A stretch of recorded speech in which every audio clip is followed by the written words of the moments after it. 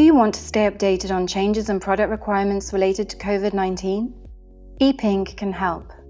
In this video, we will show how you can create an ePing alert on COVID-19 related SPS and TBT notifications. Go to www.epingalert.org.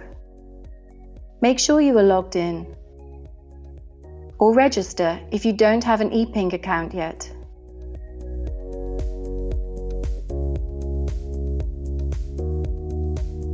Once logged in, go to the Search Notifications page. Here you can create a COVID-19 filter to receive daily or weekly email updates on new COVID-19 related notifications. To do so, go to Keywords and click on the text box, and select keywords COVID-19 SPS and COVID-19 TBT.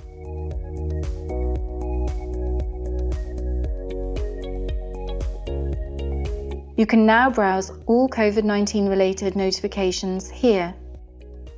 Save your filter to receive updates on COVID-19 related notifications by clicking on Save. Give the filter a name and push Enter.